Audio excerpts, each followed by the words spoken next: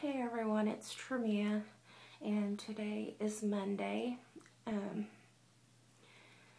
I haven't been feeling well the past couple of days. I've been really sick at my stomach and dealing with that. Also, I gave myself a little bit of scare. I had noticed that like one day my cheeks were kind of pink, and the next day they were more red, and the next day they were even more red.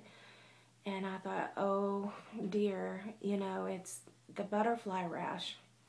And that just really, really scared me and threw me for a loop. And however, my doctor said that, you know, for this first 6 months to a year, you know, things can kind of come and go. But I just kind of want things to be gone. And, you know, like he had said, there's no markers, no indication of lupus. And I couldn't figure out what was happening with my cheeks.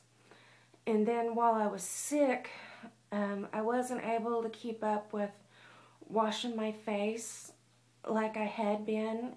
And then I noticed that the rash went away, the rash. However, it wasn't normal. It was just right across here, across the top of my cheeks. It wasn't, you know, down and around like it normally had went.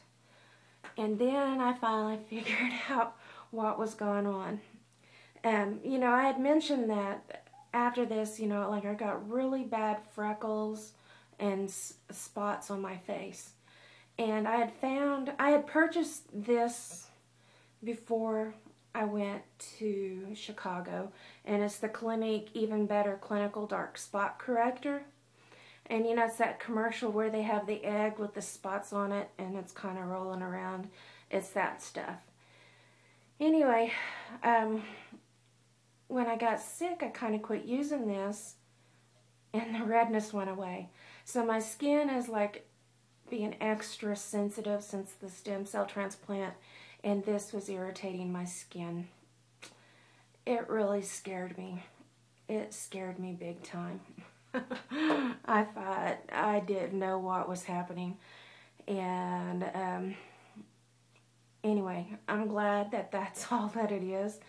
You know, I quit using it, and that burning, and because it was burning too. It was really hot and flushed, and it wasn't any fun. But we know, as we all know, the Malar Rash is a rash that is prevalent with people with lupus. And you can go back and look at a video that I had made. It was actually my second video, and I'll put a link. I'll put it down here at the bottom so you guys can just hit on the link and it'll take you right to it, and you can watch it and you can see how bad my cheeks were. And they were bad in that video, but that wasn't the worst that they would get.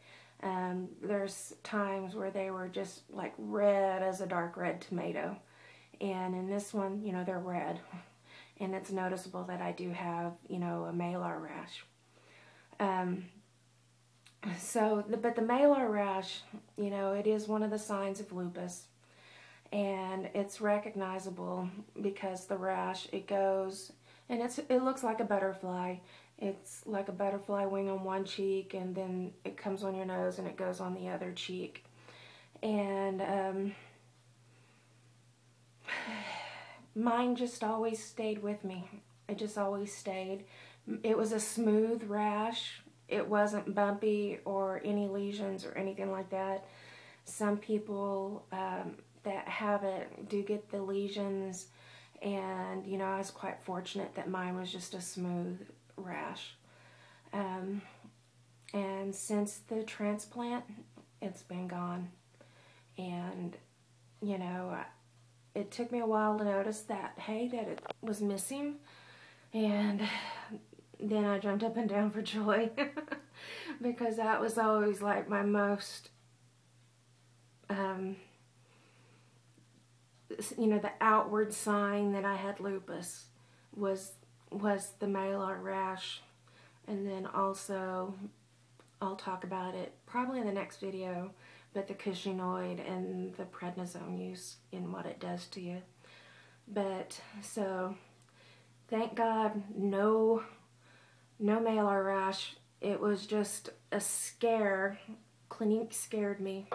And I think I will just not worry about my freckles and my dark spots. I'll come to love them and appreciate them. And I've just got to be really careful with my skin because it's in really bad shape right now from all the chemotherapy.